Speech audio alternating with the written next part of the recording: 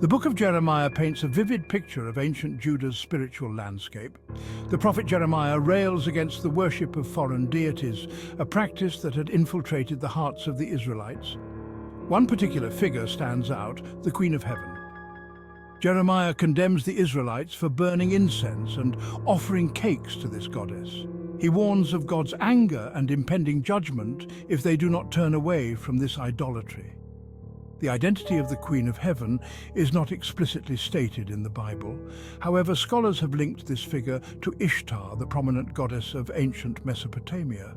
Ishtar's worship was widespread in the ancient Near East. It appears to have taken root among the Israelites during their time in Egypt and after their return to Canaan. Jeremiah's pronouncements reveal the cultural exchange and religious syncretism of the time. The Israelites, while commanded to worship only one God, were drawn to the familiar practices associated with the Queen of Heaven. This tension between monotheism and polytheism forms a central theme in Jeremiah's message.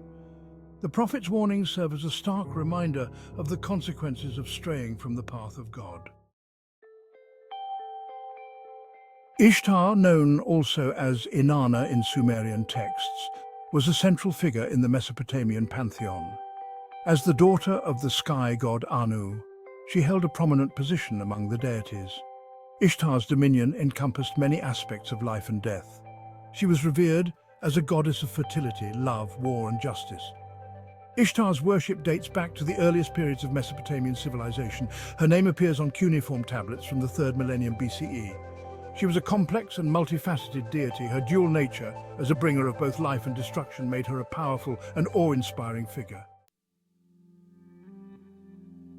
The worship of Ishtar was not confined to Mesopotamia.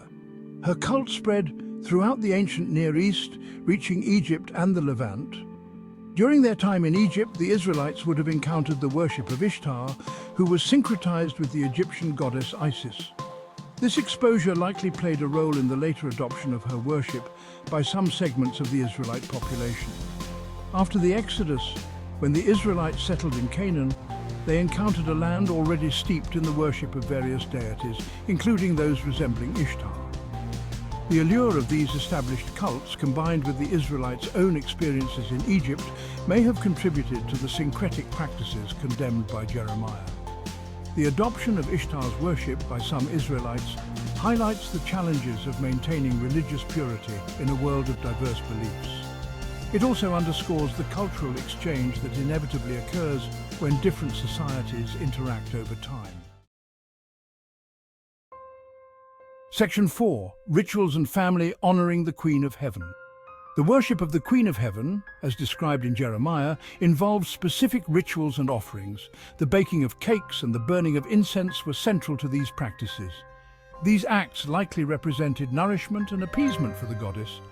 The involvement of families, particularly women and children, in these rituals is notable.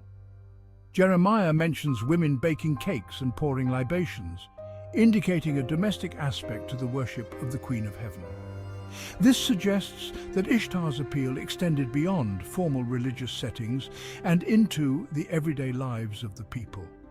The participation of children in these rituals further emphasizes the familial nature of this worship. It also hints at the generational transmission of these beliefs and practices, which may have contributed to their persistence even in the face of prophetic condemnation.